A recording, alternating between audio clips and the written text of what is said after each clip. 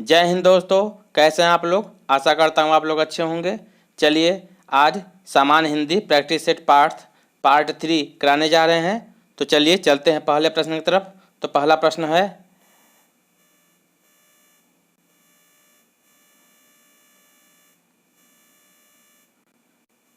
शिक्षक को अपने शिक्षार्थियों के समझ आदर्श रूप होना चाहिए, क्योंकि ऐसा प्रचलन है। शिक्षार्थी शिक्षक के व्यवहार का अनुगमन करते हैं, या शिक्षक आदर्शवादी होता है, या शिक्षक को ऐसा ही करना सिखाया गया है। तो बताइए इसका सही आंसर क्या होगा। तो इसका सही आंसर हो जाएगा, शिक्षार्थी शिक्षक के व्यवहार का अनुगमन करते हैं। यहाँ अनुगमन नहीं होगा, अनुगमन करते हैं।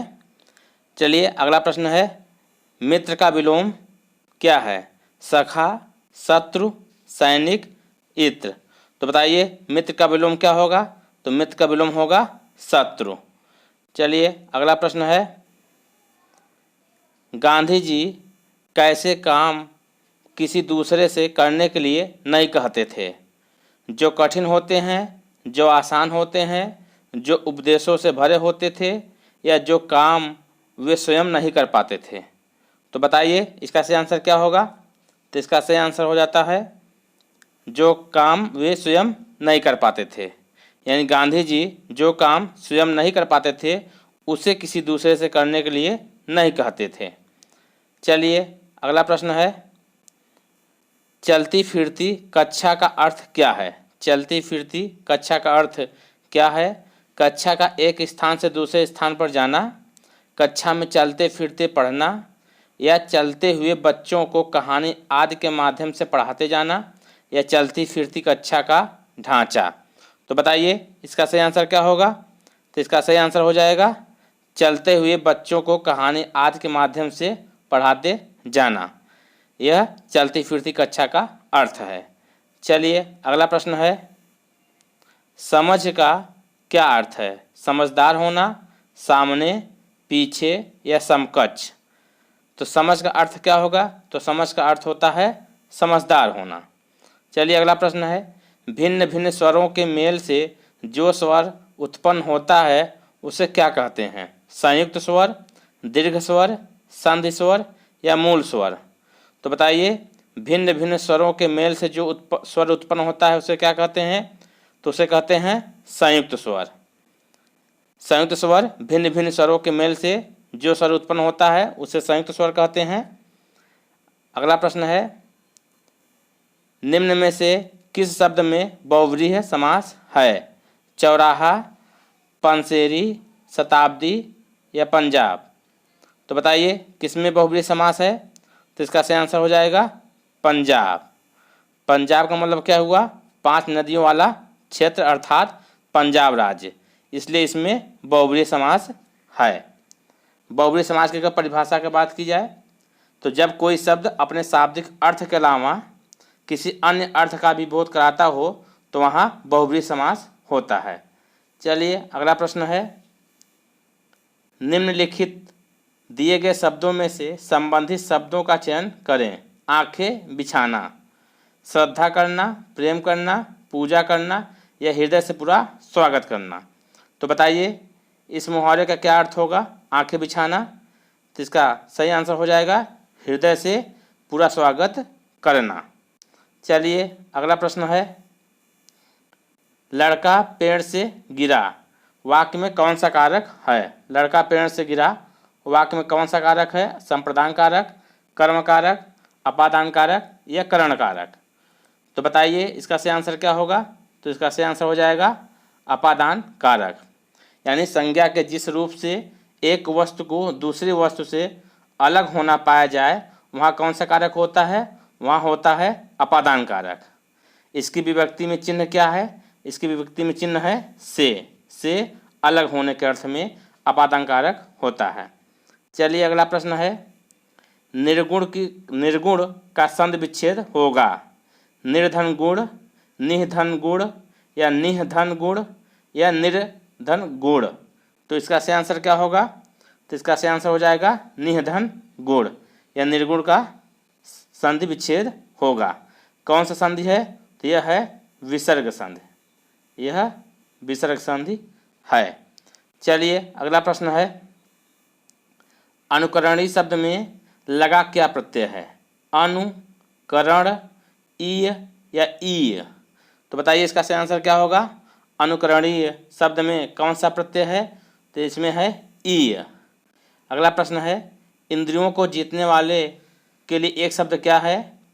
दूरदर्शी, दत्तचित्त, कुशाग्र या जितेंद्रिय? तो बताइए इसका सही आंसर क्या होगा? तो इसका सही आंसर हो जाएगा डी नंबर, जितेंद्रिय। अगला प्रश्न है, क्षणिक शब्द का विपरीतार्थक यानी विलोम क्या होगा? शाश्वत, नश्वर, सनातन, अमर? तो बताइए क्षणिक शब्द का विलोम क्या होगा? तो इसका सही आंसर हो जाएगा क्षणिक शब्द का शाश्वत। क्या होगा? शाश्वत। क्षणिक का विपरीत शाश्वत होगा। चलिए अगला प्रश्न है, निम्न में से हाथी का पर्यायवाची है? कुरंग, कुंजर, कलहंस या केहरी? तो बताइए हाथी का पर्यायवाची क्या होगा? तो हाथी का पर्यायवाची होगा कुंजर। कुंजर हाथी का पर्यायवाची है। चलिए अगला प्रश्न है, प्रत्येक प्रश्न में एक वाक्य दिया हुआ है। कुछ वाक्य बिल्कुल शुद्ध हैं पर कुछ में गलती है। वाक्य के जिस भाग में गलती हो उसके अनुक्रम ए, बी या सी पर सही का निशान लगाइए। यदि कोई गलती ना हो तो आपका उत्तर डी होगा। तो बताइए सेंटेंस क्या है?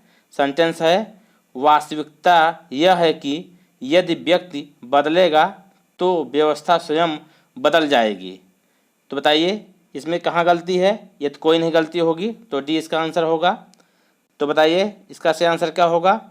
तो इसका सही आंसर हो जाएगा सी नंबर।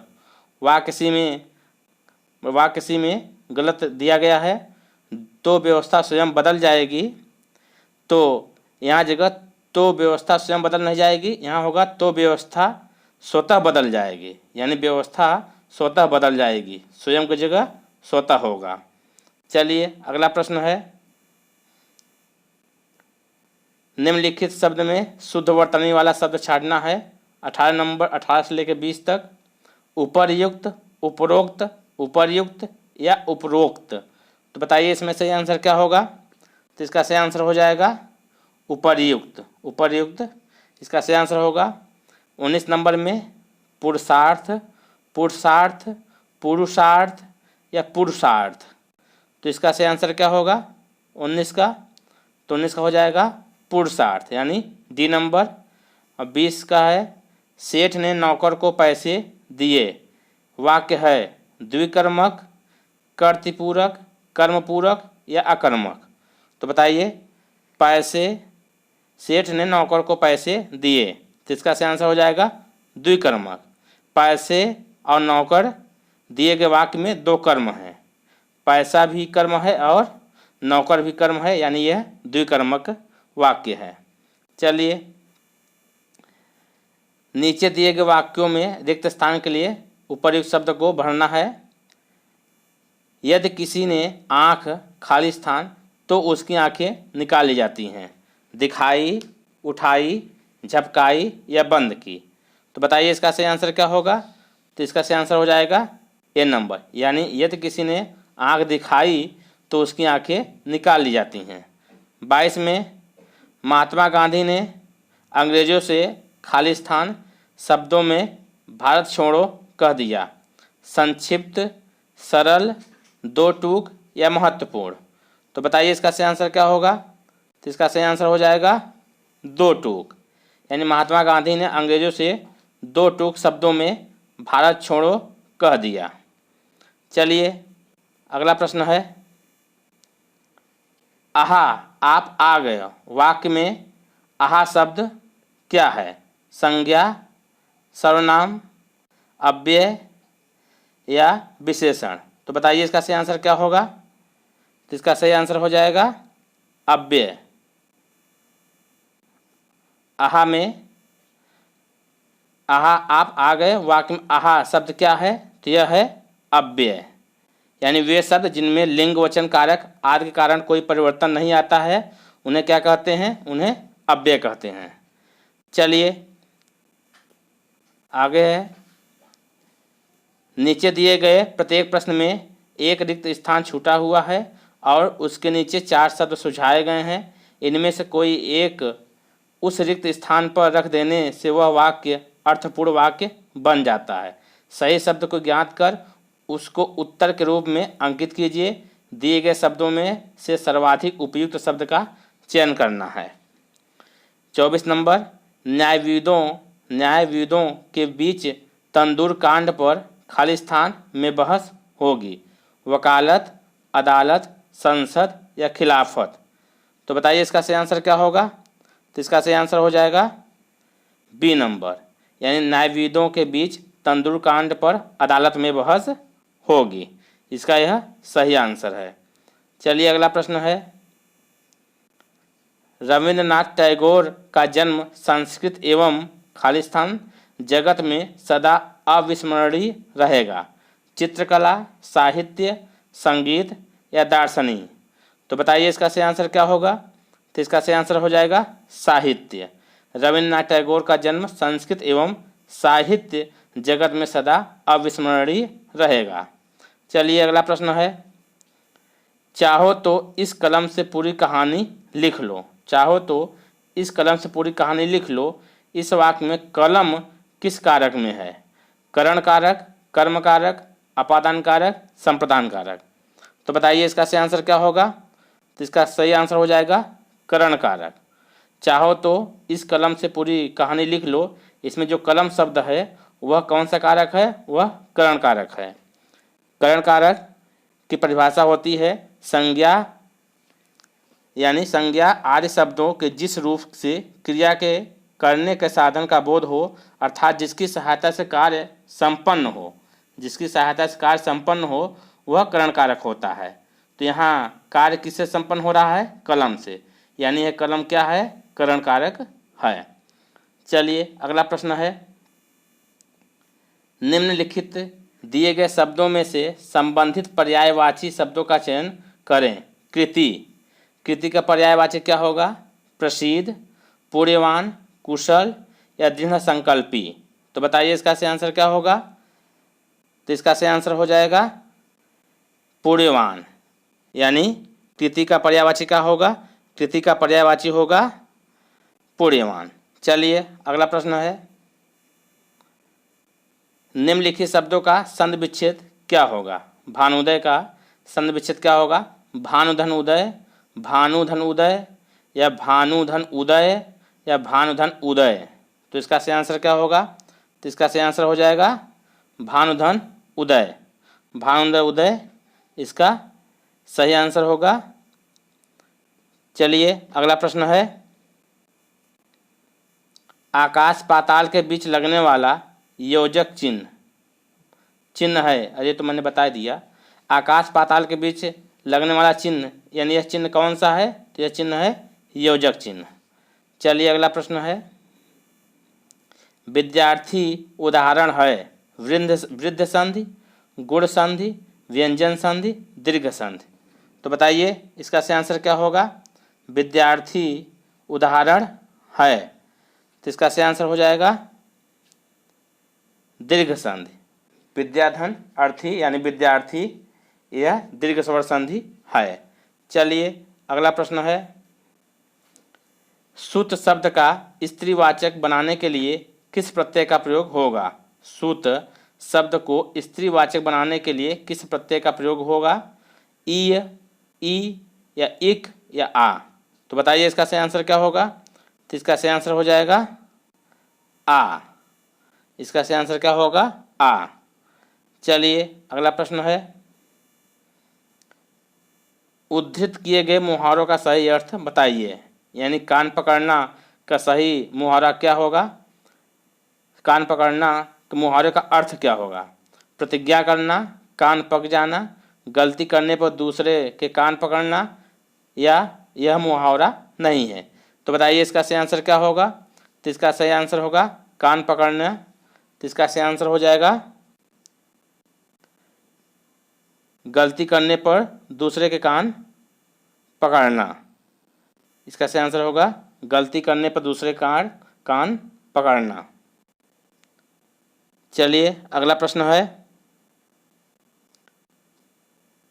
नहीं, इसका आंसर होगा प्रतिज्ञा करना। इसका आंसर क्या होगा? प्रतिज्ञा करना। गलत हो गया। इसका सही आंसर होगा प्रतिज्ञा करना।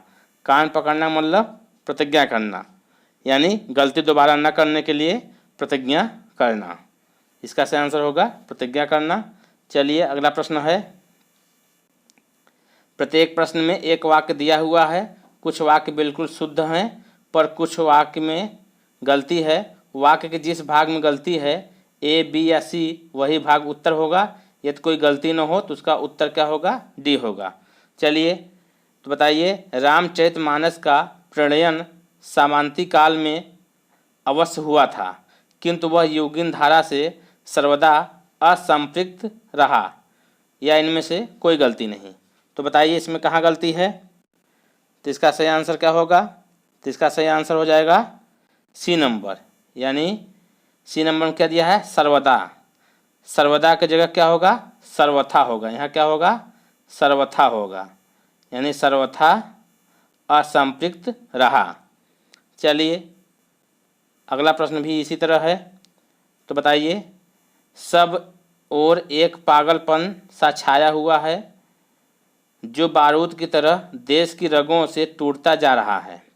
तो बताइए इसमें कहाँ गलती है? तो इसका सही आंसर क्या होगा? तो इसका सही आंसर हो जाएगा सी नंबर, यानी देश की रगों से टूटता जा रहा है। यहाँ टूटता जा रहा है नहीं, बल्कि क्या होगा? टूटता की जगह क्या होगा? फूटता। यहाँ क्या होगा? फूटता।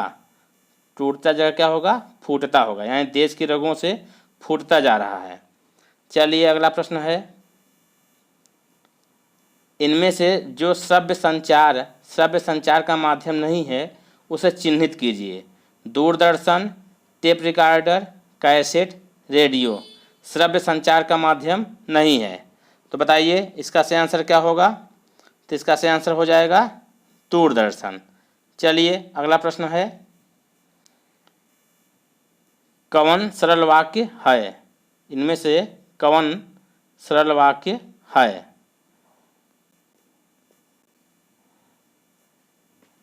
उसने आज सुबह दूध पिया, या गिलास नीचे गिरा और टूट गया, मैंने समझाया और वह बात मान गया, या वह ऐसे चल रही थी जैसे कोई बीमार चलता हो। तो बताइए इसमें सरल वाक्य क्या होगा? तो इसमें सरल वाक्य होगा उसने आज सुबह, यहाँ भ की जगह क्या होगा? ब होगा, सुबह, यानी यहाँ क्या होगा? सुबह होगा। उसने आज सुबह दूध पिया, यह एक सरल वाक्य है। चलिए अगला प्रश्न है, दोहा में कितनी मात्राएं हैं? दोहा में कितनी मात्राएं होती हैं? 24, 26, 28 या 30? दोहा में कितनी मात्राएं होती हैं बताइए? तो दोहा में कुल 24 मात्राएं होती हैं। दोहा एक मात्रिक छंद है। दोहे के कितने चरण होते हैं? तो इसके 4 चरण होते हैं। कितने चरण होते हैं? 4 चरण होते हैं। चलिए, यानी अगर बात करें इसके प्रथम और तृतीय में, तो प्रथम और तृतीय में 13 मात्राएं होती हैं, और द्वितीय और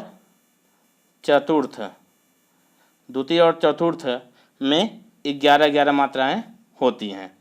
चलिए अगला प्रश्न है, अंतराल का समानार्थी क्या है? बाद के समय, पिछला समय, बीच का समय या आने वाला समय? तो बताइए अंतराल का समानार्थी क्या होगा? तो अंतराल का समानार्थी होगा बीच का समय। चलिए अगला प्रश्न है, अवर का विलोम क्या होगा? दूसरा, अपर, प्रवर या अधम? तो अवर का विलोम क्या होगा? तो अवर का विलोम होगा प्रवर। अवर का विलोम क्या होगा? प्रवर। अगला प्रश्न है, जब किसी समास में दोनों शब्द प्रधान हो तो उसको क्या कहते हैं? जब किसी समास में दोनों शब्द प्रधान हो, द्वंद्व समास, द्विगु समास, प्रधान समास या तत्पुरुष समास? तो बताइए इसका सही आंसर क्या होगा? तो इसका सही आंसर हो जाएगा द्वंद्व समास। जिस समास के दोनों पद प्रधान होते हैं तथा विग्रह करने पे और या लगता हो तो वहाँ क्या होता है, वहाँ होता है द्वंद्व समास। जैसे गरम ठंडा या गरम। चलिए, तो ये हुए आज के प्रैक्टिस सेट हिंदी के पार्ट 3। तो अगर वीडियो आप लोगों को अच्छा लगा हो तो प्लीज़ चैनल को लाइक शेयर तथा सब्सक्राइब जरूर करिएगा। पूरा वीडियो देखने के लिए आप लोगों को धन्यवाद। तो चलिए फिर मिलते हैं कल इसके चौथे पार्ट में। तब तक के लिए जय हिंद।